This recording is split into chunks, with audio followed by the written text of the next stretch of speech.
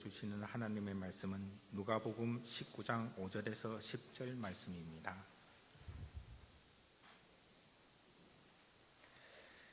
예수께서 그곳에 이르사 쳐다보시고 이르시되 삭개오야 속히 내려오라. 내가 오늘 내 집에 유하여야 하겠다 하시니 급히 내려와 즐거워하며 영접하거늘 무사람이 보고 수군거려 이르되 저가 죄인의 집에 유하러 들어갔도다 하더라. 삭개오가 서서 주께 여짜오되 주여 보시옵소서. 내 소유의 절반을 가난한 자들에게 주었사오며 만일 누구의 것을 속여 빼앗은 일이 있으면 네 갑절이나 갚겠나이다. 예수께서 이르시되 오늘 구원이 이 집에 이르렀으니 이 사람도 아브라함의 자손이미로다.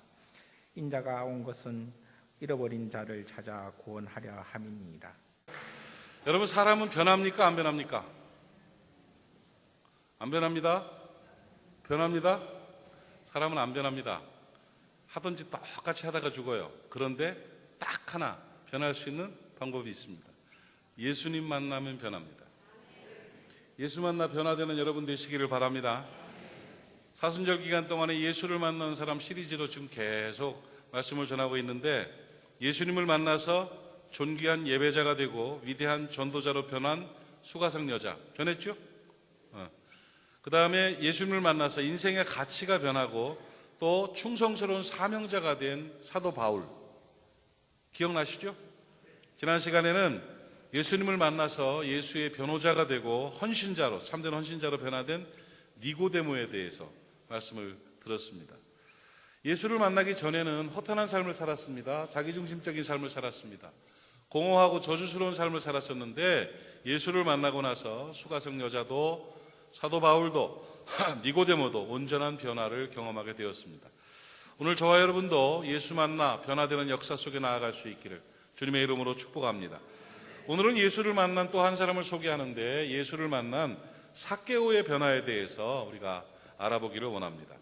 삭개오 이야기는 너무나 유명한 얘기, 교회 몇 년 다녀보면 삭개오 이야기 몇 번 들었고, 또 어려서부터 신앙생활한 사람들은 키 작은 삭개오에 대해서 얼마나 많이 들었습니까? 뽕나무 위에 올라가서 뭐 이렇게 하면서 얘기를 많이 들었는데, 그 삭개오의 이야기를 오늘 삭개오가 예수님 만나고 변화된 내용을 중심으로 해서 교훈을 얻고 말씀을 듣고 풀어가도록 그렇게 하겠습니다. 여러분, 삭개오에 대해서 잘 아시겠지만 잠깐 더 정리를 해드리면, 삭개오는 여리고에 있는 세관의 우두머리였습니다. 그러니까 여리고의 세관의 세리장이라고 불렀었죠. 그런데 그 사람은 로마의 식민 통치 시대의 유대의 세리장이었으니까 사람들에게 그렇게 칭찬받는 사람이 아니었습니다. 그러니까 매국노라고도 부르고 막 분노했던, 그런 사람들이 분노했던, 그래서 동족인 유대 민족으로부터 비난과 조롱 또 손가락질을 많이 당했던 그런 삶을 살던 사람이 바로 삭개오입니다. 왜 그러냐면 유대인들의 세금을 걷어서 로마에다가 바치는 그런 일들을 했는데, 자기가 그 세금을 거둘 때 정직하게 받아가지고 얼굴만 받으면 좋았을 텐데 그렇게 못하고 세금을 500만 원을 걷어야 되는데 1000만 원을 걷어가지고 500만 원은 보내고 500만 원은 띵가먹고 뭐 이런 식으로 했던 모양이에요. 그러니까 사람들의 원성이 많았습니다. 그래서 유대인들의 원망과 미움을 많이 받았던 사람이 바로 삭개오였습니다. 그래서 당시에 세리는요, 평가가 어땠냐면 세리와 창녀를 동급으로 봤습니다. 그래서 죄인으로 낙인 찍어서 인간 이하의 취급을 했었는데, 그 세리의 장이었으니까 삭개오가 칭송을 받을 리 없고 삭개오가 행복하고 평안하게 살았을 리가 없습니다. 세리장 삭개오는요, 사실 이랬습니다. 많은 보물을 쌓아두었지만 늘 마음은 외롭고 고독했던 사람이 바로 삭개오였습니다. 사람이요, 밥으로만 사는 게 아닙니다. 돈 많다고 행복한 거 아닙니다. 타인의 존경과 사랑을 받아야 되지요. 다른 사람이 나를 아껴주고 다른 사람의 사랑을 받는 것이 비로소 사람 사는 맛이 나는 겁니다. 그러니까 사람들한테 인정받고 대접받는 게 최고입니다. 그런데 삭개오는 그렇지 못했습니다. 늘 사람들의 눈치를 보면서 불안하고 공허하게 살았었습니다. 또 가족들마저도 자기 때문에 손가락질을 당하고 어디 나가서 아이들이 제대로 뛰어놀지도 못하고 그런 비참한 삶을 살았죠. 근데 그런 저주스러운 삶을 살던 부자이면서도 저주로 살았던 그 삭개오에게 놀라운 소식이 들려왔습니다. 메시아, 기다리던 메시아인 나사렛 예수가 자기가 살고 있는 여리고를 지나간다는 겁니다. 허허, 이거 정말 대단한 일입니다. 이제 공허한 삶을 청산하고 싶어졌습니다. 나도 예수를 만나면 내 삶이 달라질 수 있을까? 내가 겉으로는 돈이 많고 손가락에 반지를 10개씩 끼고 그저 기름기 번쩍번쩍한 머리카락을 하고 좋은 옷을 입고 있지만 나는 사람들에게 책망받고 비난받는 좋지 않은 사람인데 내 안에도 행복이 올 수 있을까 하는 고민이 됐겠죠. 그리고는 결정을 합니다. 그래, 이번 기회에 예수를 만나보자 해서 서둘러서 밖으로 나갑니다. 예수가 지나가는 길목에 가 서 있습니다. 그런데 예수님이 다가오는데 많은 사람들에게 둘러싸여 있어서 예수님을 만날 수가 없었습니다. 공교롭게도 삭개오는 키가 작았습니다. 그 당시에 키가 작다고 표현할 정도면 아마도 엄청 작았을 겁니다.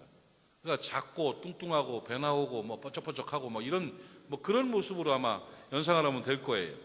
그 삭개오가 사람들에게 둘러싸인 예수를 만날 수가 없었습니다. 그러니까 이걸 어떻게 하면 좋을까? 내가 지금 예수를 꼭 좀 만나야 되겠는데 하는 생각이 들어서 뽕나무 위에 기어 올라갔습니다. 요즘은 성경에는 돌감람나무라고 하는데 돌감람나무기나 뽕나무기나 어쨌든 나무 위에 올라간 거예요. 그러니까 그 당시에 키가 작고 뭐 사람들한테 손가락질도 받고 뭐 어떻게 그랬지만 사실은 그 당시에 제법 높은 위치에 있던 로마 제국의 공무원이었습니다. 세리장이었단 말이에요. 그런데 체면불구하고 그리고 뽕나무 위로 기어 올라갔습니다. 이것은 예수를 만나야겠다는 절박함이 그에게 그런 용기를 줬던 겁니다. 한번 따라합시다. 예수를 만나야겠다는 절박함. 여러분, 이 시대 그리스도인들에게 가장 필요한 것이 예수를 만나야겠다는 절박함입니다. 여러분, 신앙에 절박함이 없으면 권능이 나타나지 않습니다. 삭개오처럼 예수를 만나야겠다는 절박함들이 한국교회 안에 회복되기를 바랍니다. 오직 신앙, 하나님 나라, 예수 그리스도라는 이 절박함이 우리 속에 있기를 주의 이름으로 축복합니다. 그럴 때 용기가 생기는 겁니다. 그리고는 그 절박함으로 뽕나무 위로 기어 올라갔습니다. 그 올라가가지고는 매달려서 가만히 내려봤더니 예수가 다가옵니다. 예수님은 군중들의 환호를 받으면서 쭉 가는데 지나가시다가 갑자기 삭개오가 올라가 있는 뽕나무 아래 발걸음을 멈추셨습니다. 우뚝 멈춰서서는 삭개오를 올려다봅니다. 허허, 희한한 일입니다. 잘 사는 사람, 부자 같은데 뭔가 번쩍번쩍한 사람 같은데 아니 부끄러운지도 모르고 뽕나무 위에 올라앉아 있으니 그거 참 희한하다. 저 사람 나를 그렇게 보고 싶었던 모양이구나. 그 사람들도 멈춰 서가지고 가만히 쳐다봅니다. 그때 예수님께서 숨을 죽이고 있는 삭개오에게 이런 말씀을 하십니다. 삭개오야, 속히 내려오라. 오늘 내가 내 집에 유하여야겠다. 놀라운 말씀입니다. 놀라운 초청의 말씀을 하셨습니다. 누가복음 19장 5절 말씀이 바로 그 말씀인데 예수께서 그곳에 이르사 쳐다보시고 이르시되 삭개오야, 속히 내려오라. 내가 오늘 내 집에 유하여야겠다. 이렇게 말씀하셨습니다.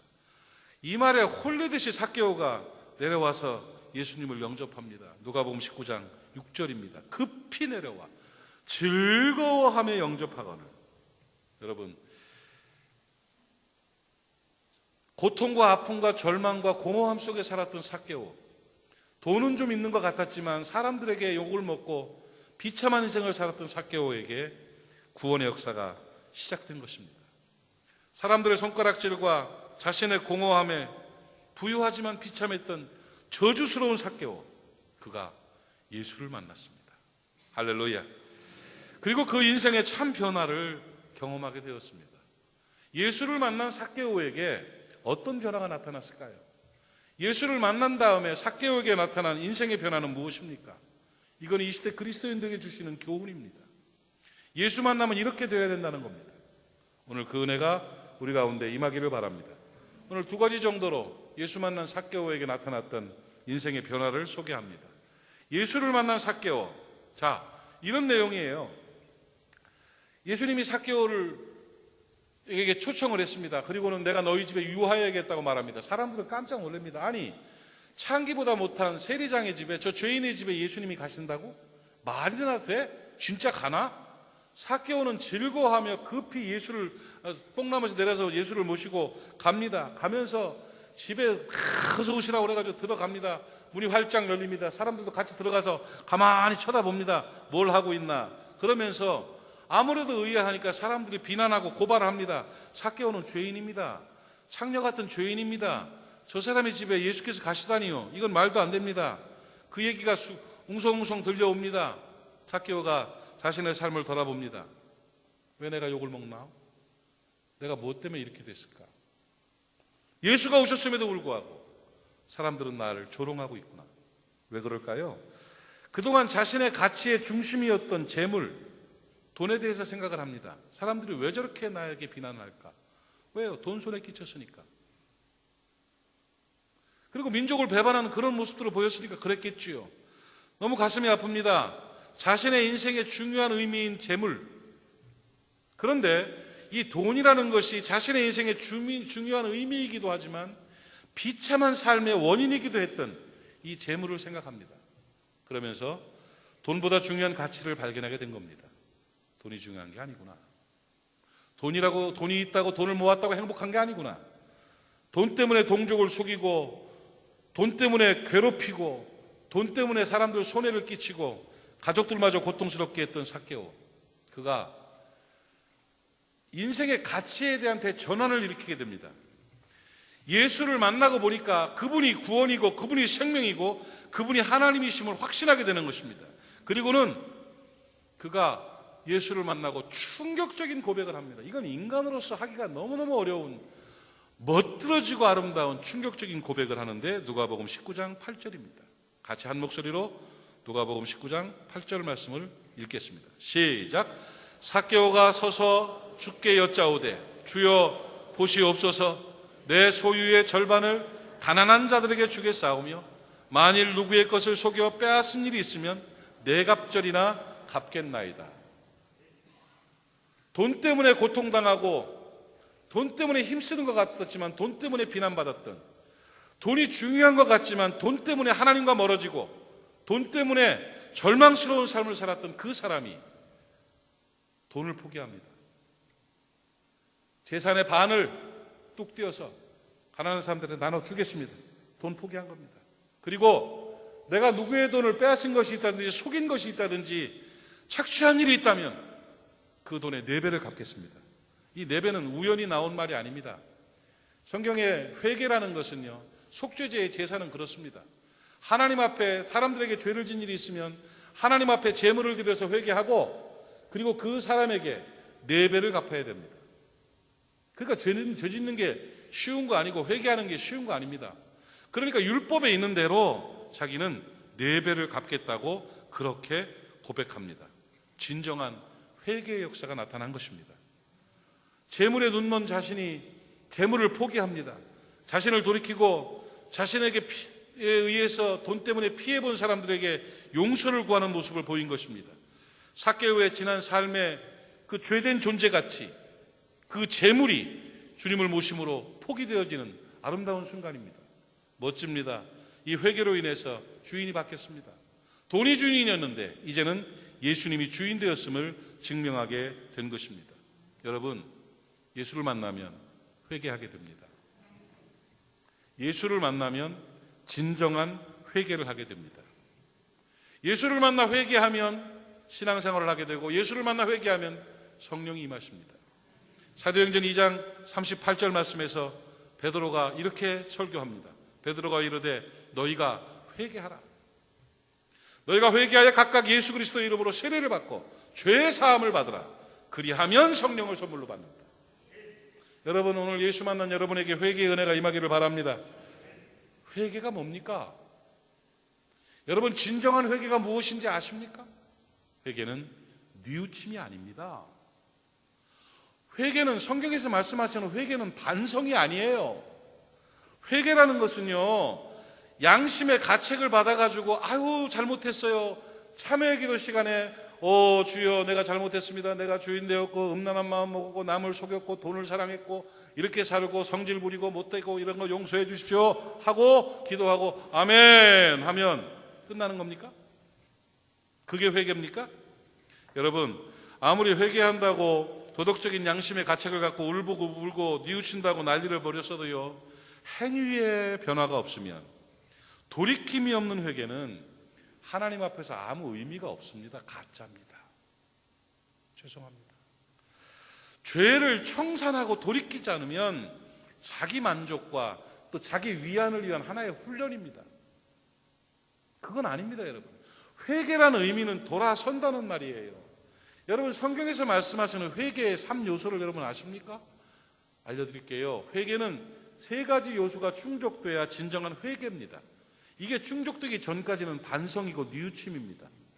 언제 예수께서 하나님께서 반성하라 했습니까? 회개하라 했습니까? 회개는 지정의의 요소가 있습니다. 외웁시다. 시작. 지정의. 지가 뭡니까? 이게 죄라는 걸 아는 게 지입니다. 그러니까 하나님의 말씀 앞에서 이게 죄구나 하는 걸 깨달아야 합니다. 몰라요. 그렇게 음란하게 살아도 그게 죄인지를 몰라요. 주님은 여자를 보고 음욕을 품는 자마다 이미 간음하였다고 말씀하실 정도로 대단히 단호하셨는데 교회가 연회장이 돼버렸답니다. 미투의 고발이 교회를 통해서 목사들을 통해서 나타나기 시작한답니다. 이게 지금 말이 됩니까? 그거 회개 아닙니다. 하나님 앞에서의 진정한 회개는요, 돌아서는 거예요. 아는 거예요. 이게 죄라는 걸 아는 거예요. 이걸 깨달아야 돼요. 교회를 혼란에 빠뜨리고도 죄인지 모릅니다. 나 때문에 교회를 떠나는 사람을 만들어 놓고도 죄인지 모릅니다. 내가 그런 거 아니라고 그래요. 나 때문에 가족이 눈물을 흘린데도 죄가 아니에요. 여자는 그래야 되는데 왜 여자가 그래야 됩니까? 남자도 남편들의 가슴속에 못을 박아놓고도 죄인지도 모르고 자녀들이 돌아서게 하고도 타락하게 만들고도 죄인지 모르면 회개 못합니다. 그러니까 말씀이 나의 안에 명확하게 역사하셔야, 성령이 조명하셔야 지적인 요소를 알게 되는 거예요. 나를 보게 되는 거예요. 그러니까 회개의 첫 번째 요소는 이것이 죄라는 걸 아는 지. 그 다음 단계가 정. 정은 뭡니까? 그 죄 때문에 아파해야 됩니다. 삭개오는 아팠습니다. 그러니까 회개가 가능한 거예요. 괴로워야 돼요. 내가 왜 이렇게밖에 못 사는가? 왜 돈에 매여서 이 짓 하고 있는가? 왜 자존심에 매여서 이렇게 살고 있는가? 내가 왜 하나님 떠나서 내가 주인되어 살고 있는가? 오 주여, 통탄합니다. 아파하는 거예요. 그래서 금식하는 거잖아요. 속상해요. 내 죄 때문에. 이거예요. 정. 지와 정의 요소가 합쳐지면 반성까지는 됩니다. 그런데 중요한 세 번째 요소는 의. 뭡니까? 돌아서는 겁니다. 삭개오처럼. 재산의 반을 버리겠습니다. 4배를 갚겠습니다. 이게 뭡니까? 청산이에요. 이제 다시는 내가 이 죄를 짓지 않겠습니다 하는 결단인 것입니다. 그렇게 될 때 회개가 완성되는 것이고, 이 회개가 완성되는, 돌이키는 회개가 될 때 성결한 아름다운 삶을 살게 되는 것입니다. 삭개오는 어떤 변화를 보였습니까? 인생을 돌이키는 진정한 회개자가 되었습니다. 인생을 돌이키는 진정한 회개가 예수 만나고 나타났다는 사실입니다. 여러분, 회개는 청산입니다. 따라합시다. 회개는 청산입니다. 청산하지 않으면 회개한 거 아닙니다. 우롱하는 겁니다. 사랑하는 여러분, 청산의 결단이 있기를 바랍니다. 아멘입니까? 이 청산은요, 신학적으로 청산은 2가지 의미가 있습니다. 회개의 3요소 지정의와 함께, 그러면은 청산하고 돌아선다는 거 말을 하는데, 돌아선다는 거, 회개가 돌이킨다는 뜻인데 원래 말뜻이 그겁니다. 회개는. 그 청산한다는 게 무슨 의미인가? 2가지 의미가 있어요. 소개할까요? 첫 번째는 죄를 회개하고 돌이킨다는 진정한 회개의 첫 번째 청산의 요소는 뭐냐면, 그 죄로 인해서 손해를 보거나 아픔을 당한 사람들에 대한 사죄와 보상이 있어야 된다는 거예요. 그거 아니면 회개 안 된 겁니다. 자기 혼자 기도하고 스스로 위로하고 평안을 누린다고 말하는 것은 의미 없는 자기 만족입니다. 회개라는 것은 내 죄 때문에 고통당하는 사람들에게 찾아가서 네 배를 갚는 겁니다. 그리고 재산의 반을 나눠준다는 삭개오의 결단이 있어야 진정한 의미의 회개인 겁니다. 진정한 회개는 죄의 대가를 최선을 다해서 치러주는 것이 바로 회개입니다. 깨달으시면 아멘 하십시오. 여러분, 제가 어느 책에서 본 이야기인데 진정한 회개와 화해에 대해서 내용은 조금 다르지만 같은 그 맥락입니다만은 이거예요. 집에서 저하고 아내하고 아이들 둘하고 식사를 해요. 밥을 먹고 있는데 내가 집에서 아빠가 내가 나라 그러면 안 되겠다. 내가 나쁜 역할이 되는 거니까. 어쨌든 아빠가 바깥에서 기분 나쁜 일이 있었던 모양이에요. 그러니까 밥을 먹다가 아내가 뭐라고 얘기를 하니까 성질을 버럭 부렸습니다. 그리고 이걸 화를 못 참아가지고 숟가락을 탁 치면서 옆에 내가 집구석에서 뭐하고 팍 하고 성질을 부리고 방으로 빵 들어가 버립니다. 애들이 막 울기 시작합니다.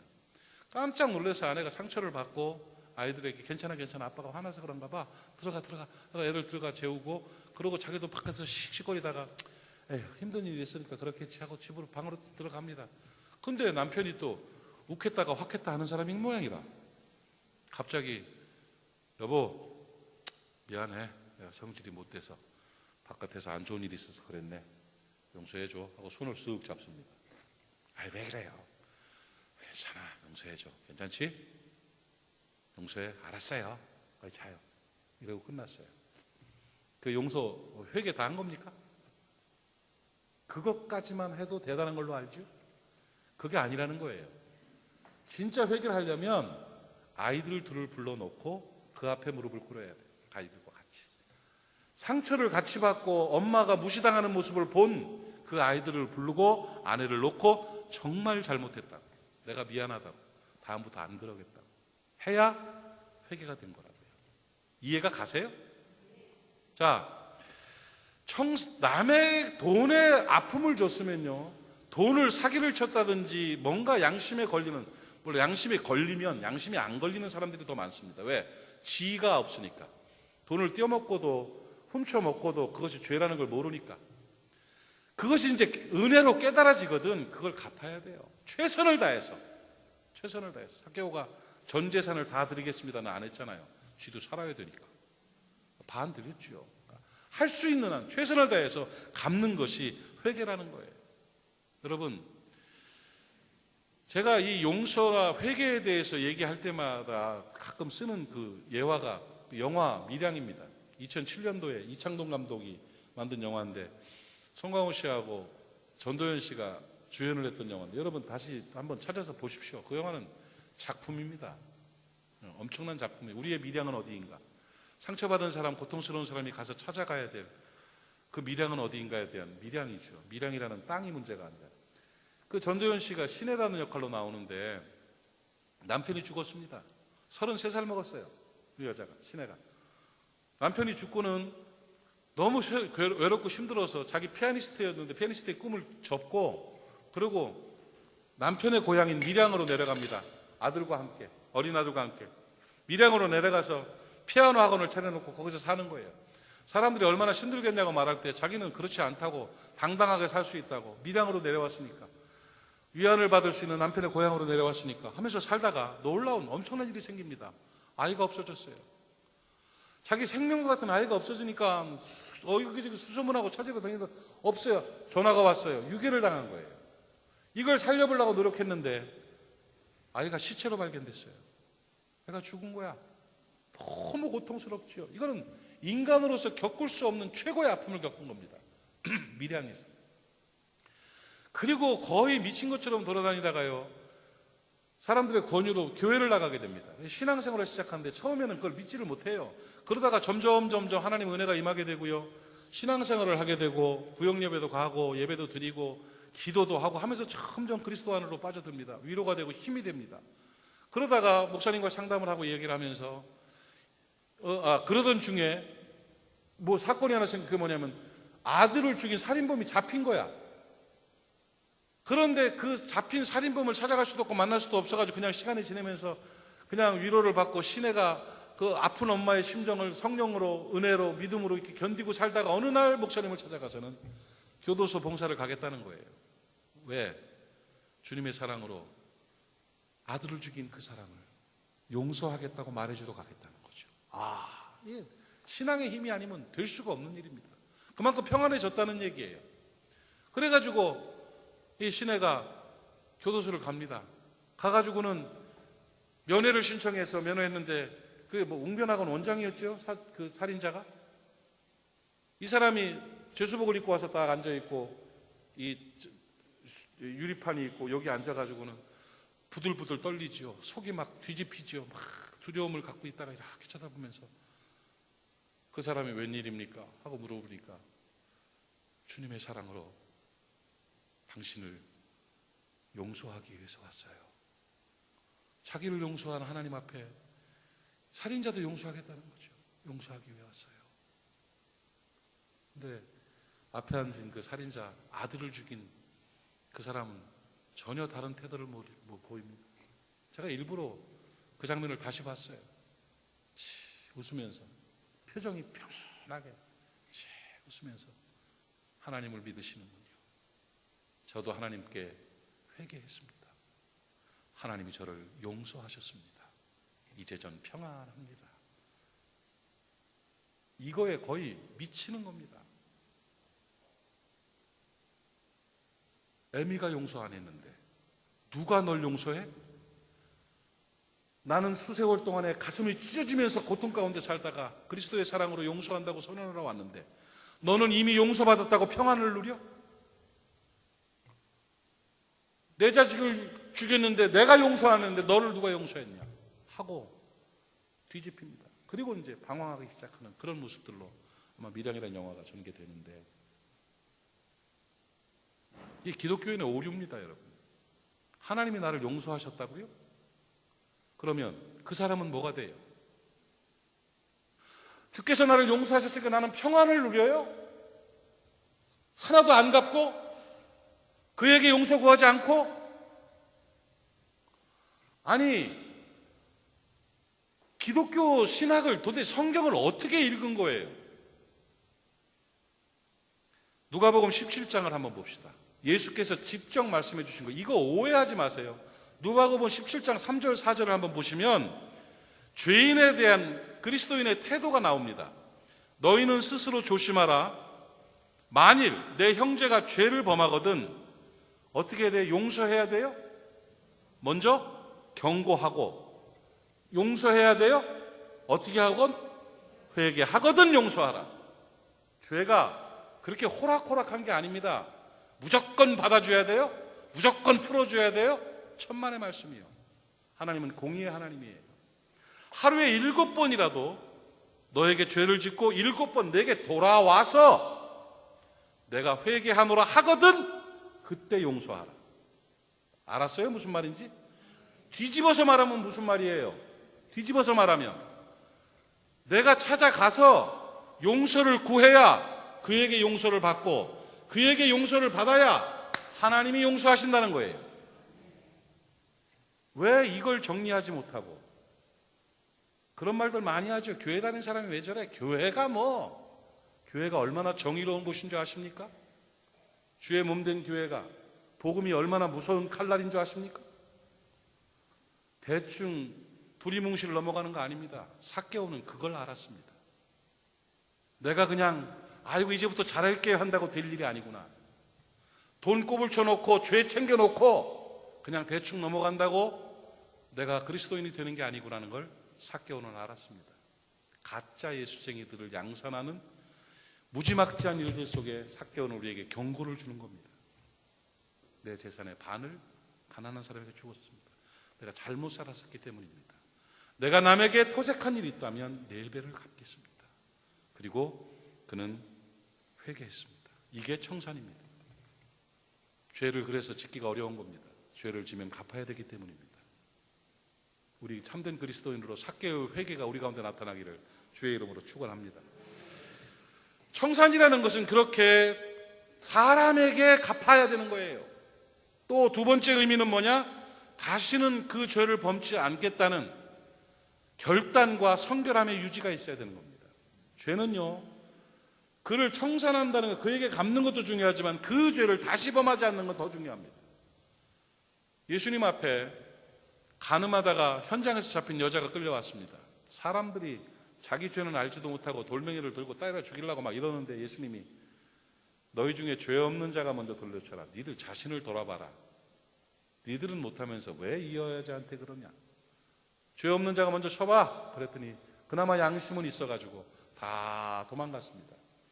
그때 죄 때문에 괴로워하는 그 여인을 바라보면서 예수님이 용서를 선언하셨습니다.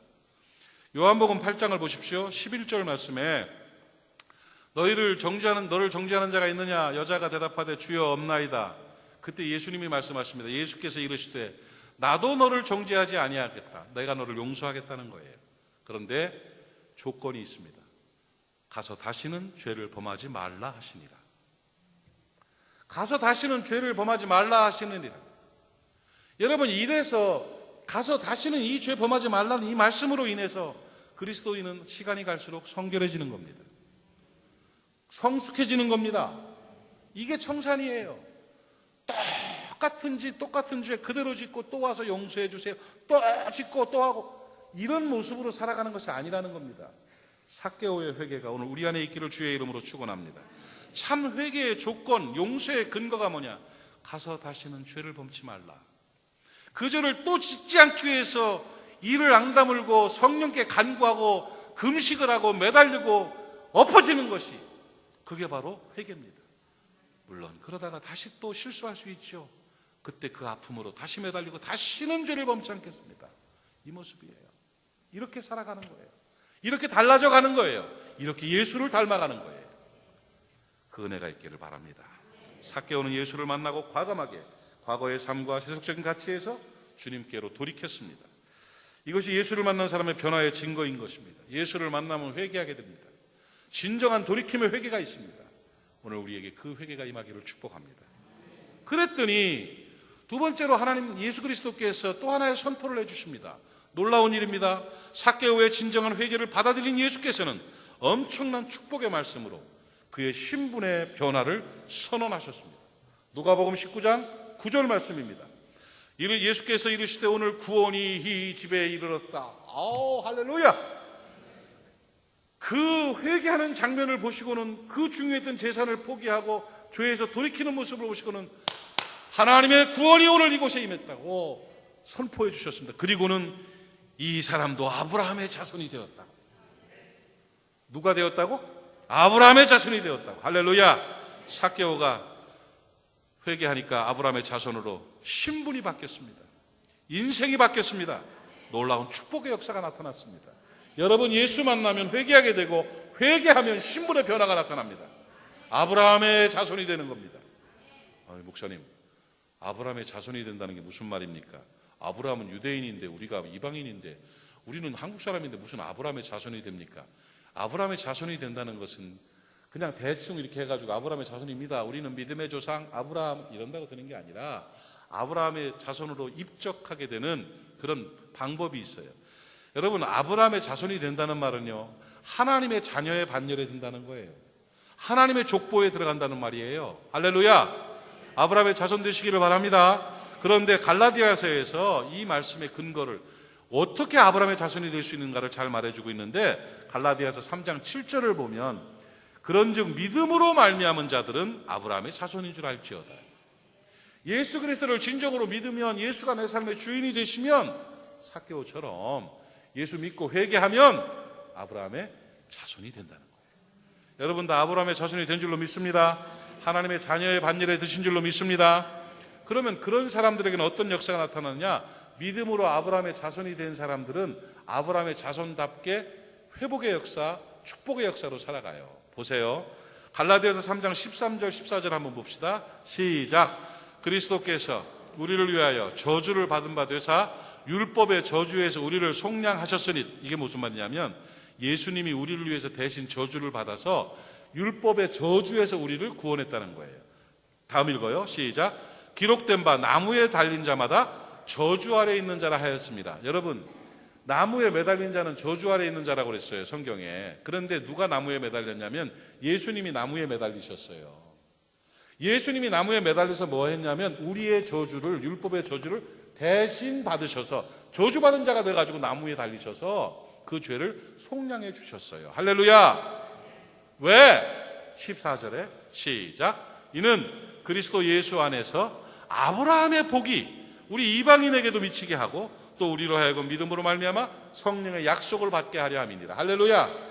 여러분, 우리가 아브라함의 자손이 되는 역사가 여기에 나타나는 거예요. 그러면 아브라함의 자손이 되면 뭐냐? 저주받는 게 아니라 저주는 예수님이 담당하시고 저주의 인생에서 축복의 인생으로 바뀌는 거죠. 그래가지고 3장 9절 말씀 보면 갈라디아서 3장 9절 같이 크게 시작. 아브라함과 함께 복을 받는지라. 이게 성경이에요.